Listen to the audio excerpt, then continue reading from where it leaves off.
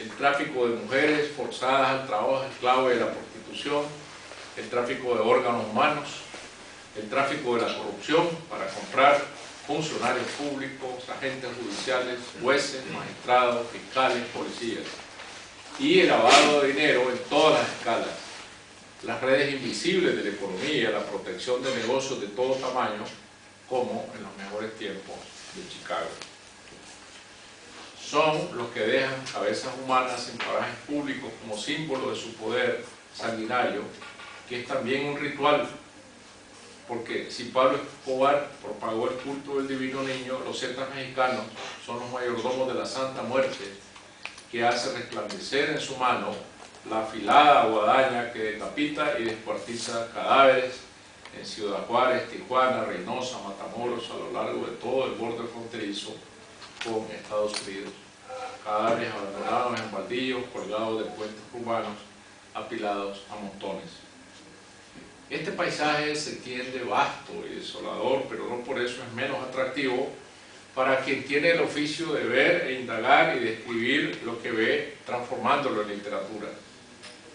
Estamos condenados a este oficio. En países tan pequeños como El Salvador y Honduras reinan los maras, fraternidades de adolescentes que se han ido haciendo adultos, organizados bajo códigos de honor secreto inscritos en sus tatuajes, en la piel, que aprendieron el arte de matar en las calles de Los Ángeles, en disputas entre pandillas, en las pantallas de televisión y en los videojuegos, y que se ven a sí mismos como héroes de su propia película, asociados ahora también al narcotráfico, el secuestro y la venta de protección, y que son capaces de incendiar autobuses llenos de pasajeros cuando no reciben la paga exigida de parte de los dueños de las empresas de transporte. Los jefes gobiernan a sus pandillas desde las cárceles, cuando han sido apresados, o decretan treguas en sus guerras intestinas, porque conservan desde la cárcel todo su poder. Como ven, verdad y ficción pasan a ser sacudidas por los mismos estremecimientos, o a caber en las mismas servidumbres. Lo que recrean las películas de Tarantino viene a ser lo mismo que lo que sucede de verdad en las calles de Río de Janeiro, donde los niños mendigos son asesinados a balazos por los comerciantes para que no afeen sus negocios. O en las de Ciudad Juárez, donde cada día muere al menos una mujer que antes ha sido torturada y mutilada, igual que en Guatemala. En Guatemala, el obispo Juan José Gerardi fue asesinado a golpes con un ladrillo de concreto en 1998, al día siguiente de presentar su informe en 4 tomos, Guatemala Nunca Más, donde se detallaban los 20.000 asesinatos cometidos por el ejército y las fuerzas paramilitares, su nombre agregado así a la interminable lista de víctimas que él mismo había elaborado a la cabeza de la comisión. El secuestro como negocio capital del crimen organizado que empezó con los ricos, que hoy viven tras murallas electrificadas en Guatemala, en El Salvador, en Honduras, vigilados por circuitos cerrados de televisión, siguió luego con la clase media y se ensaña ahora en los pobres más pobres. Los inmigrantes, que en manos de las redes de coyote, como se llaman los que lo llevan de un lado a otro de la frontera, buscan atravesar México, donde los esperan los zetas, que gobiernan desde el río Suchate hasta el río Grande. Los secuestran y exigen rescates a sus familias, que deben empeñar hasta el alma para conseguir las sumas exigidas a través de teléfonos celulares y que deben enviarles por money order. En agosto del año 2010, en el ejido del Huizachal del municipio de San Fernando, en Tamaulipas, 72 emigrantes fueron ejecutados por la espalda porque no quisieron o no pudieron pagar la extorsión o se negaron a integrarse a los Zetas. Solo uno de ellos sobrevivió para contarlo. Verdad y ficción se entrelazan y luego se separan. Hoy en día la crónica es un género que cobra bríos en América Latina y reclama su propio espacio literario, un oficio sobre todo de jóvenes que saben contar verdades usando los mismos procedimientos del narrador de ficciones. Tomo como ejemplo el reportaje El rastro de los huesos de la periodista argentina Leila Guerriero. Trata sobre un tema a simple vista árido, la antropología forense. Técnicos que excavan tumbas, cuelan la tierra, exponen húmeros, tibias, maxilares, cráneos, los limpian con brochas y luego los guardan en cajas, los rotulan, los clasifican, pero no son huesos milenarios. Los antropólogos también determinan allí fracturas por golpes, perforaciones de proyectiles. Son los huesos de los enterrados apenas décadas atrás, de los que aún yacen miles en tumbas clandestinas en Argentina, Chile, Perú, Uruguay, Colombia, Guatemala.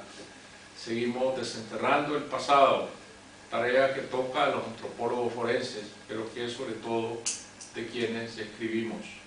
Quizás nunca vamos a terminar de hacerlo, porque mientras más escarbamos, más huesos brotan a flor de tierra. Pero es nuestra historia y debemos contarla con palabras, con las mejores palabras, porque en el periodismo y en la literatura, porque el periodismo, para trascender a su muerte diaria, debe ser siempre literatura. Existe una estética de la muerte, una estética del horror. No hay remedio. La escritura no deja de ser un vaho que se alza de lo hondo de los osarios que guardan historias personales, que es donde está la literatura, martirios y penas, y nos guardan a nosotros mismos del olvido. Pero el caleidoscopio no se detiene en la constante composición de sus figuras. Hoy tenemos además a los caudillos que encienden fuegos mesiánicos en las cuevas del poder, destinados a quedarse gobernando para siempre. Una de nuestras más viejas fantasmagorías decimonónicas, repetidas en un juego infinito de espejos por los viejos vapores del populismo. Los dictadores, pese al uso repetido que se ha hecho de ellos, no son materia agotada en la literatura, no son fantasmas del viejo pasado, sino imágenes vivas del siglo XXI, arrastrados por la marea de la historia. El discurso que proclama la reivindicación de los pobres se repite desde tribunas asentadas en un nuevo poder económico, incubado en la corrupción bajo la lección aprendida de que sin poder económico no hay poder político que pueda ser sostenido. El ayer es hoy demasiado distante y los viejos motivos de lucha han quedado en el olvido. La moral, la ética parecen palabras anticuadas inscritas en diccionarios que levantan polvo cuando abrimos sus páginas.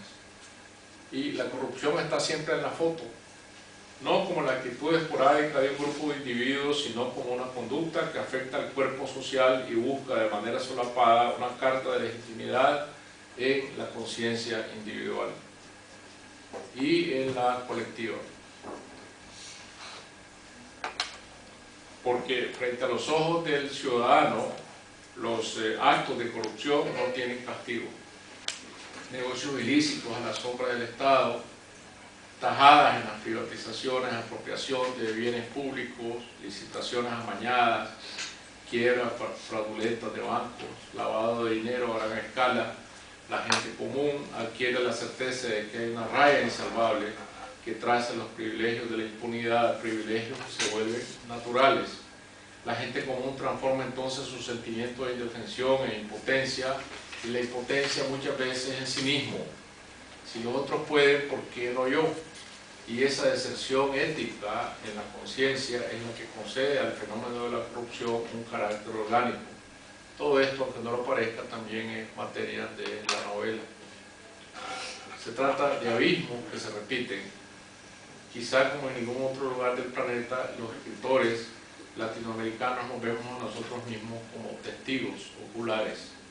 Es un papel insoslayable y al ser testigos somos necesariamente cronistas. Ver y tocar. La historia pública ha estado siempre en la sustancia de nuestra escritura y nunca ha sido posible contar historias privadas fuera del gran escenario de la historia pública, que nos seduce por esas anormalidades que son al cabo su misma sustancia. La épica narrativa que se cuenta con palabras en los libros no viene a ser sino la suma de las pequeñas épicas, los dramas representados a lo mejor en la esquina más oscura del escenario. entre la miseria y la corrupción, el éxodo